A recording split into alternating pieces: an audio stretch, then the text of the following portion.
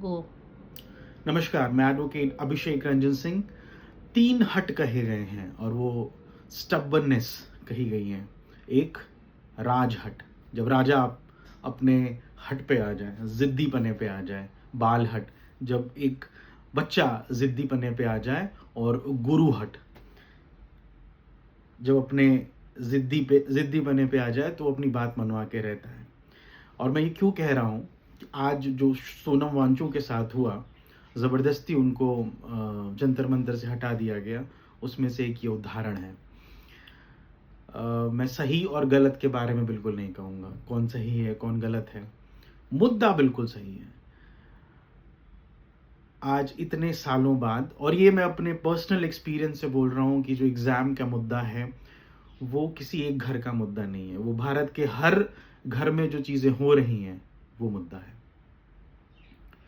और कहीं ना कहीं मैं पर्सनली बहुत सालों तक उन एग्ज़ाम्स के प्रोसेस को देखा है, जिया है, करवाया है। तो मैं अपने आप को कॉम्पिटेंट समझता हूँ इसके बारे में बोलने के लिए। एग्ज़ाम ही क्यों, एग्ज़ाम एक ऐसी तरीका है, एक ऐसा तरीका है जिससे एक मिडिल क्लास का आदमी एक टीचर को पाता है, तो मेहनत करते रहता है। और जो फेयरनेस नहीं होगा तो उसका खामियाजा सबको भुगतना पड़ता है। ये किसी एक घर की बात नहीं है। तो क्या बात उठाना गलत है? बिल्कुल नहीं। दिक्कत कहाँ आ जा रही है देश में कि हम पक्ष और विपक्ष में बट जाते हैं और मुद्दा कहीं दूर रह जाता है। और ये हर चीज़ों में ऐसा ही हो रहा है। मैं बहुत बड़ी बड़ी बात नहीं कहूँगा, डेमोक्रेसी, सेक्युलरिज्म, फेडरलिज्म नहीं, बट ये एक ऐसा मुद्दा है जो हर घर को कहीं ना कहीं अफेक्ट करता है। 20-22 लाख बच्चे रीअपियर होते हैं किसी एग्ज़ाम में। इतना बड़ा लॉजिस्टिकल चैलेंज दोबारा कर पाना बहुत मुश्किल है। ठीक है, इसको हटा दिया जाए। आप किसी भी स्टेट सर्विसेज के एग्ज़ाम को देख लीजिए, बिल्कुल फेयरनेस नहीं है।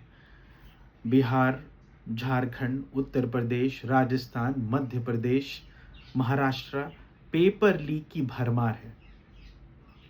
और जो क्लियर करके आता है वो जब सिस्टम में जाता है वो सिस्टम का हिस्सा हो जाता है।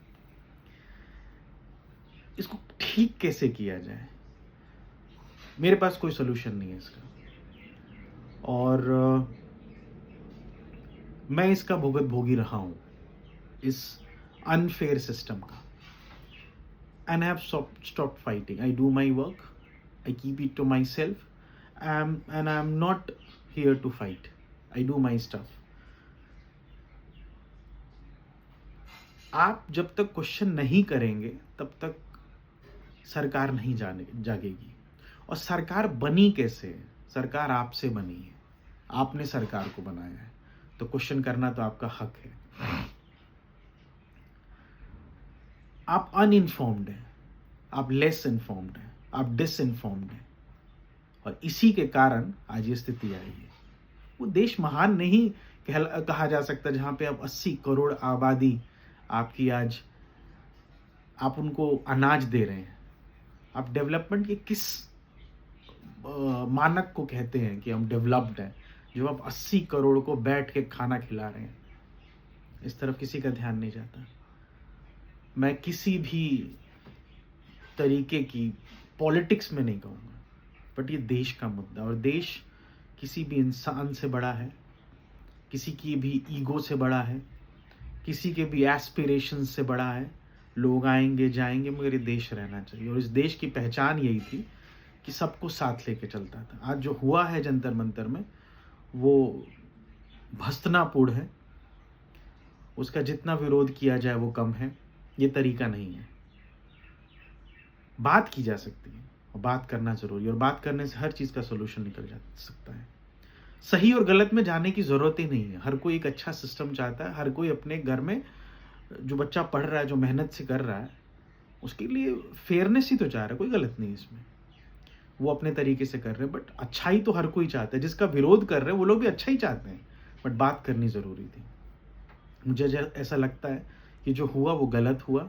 इसको और अच्छे तरीके से हैंडल किया जा सकता था। धन्यवाद।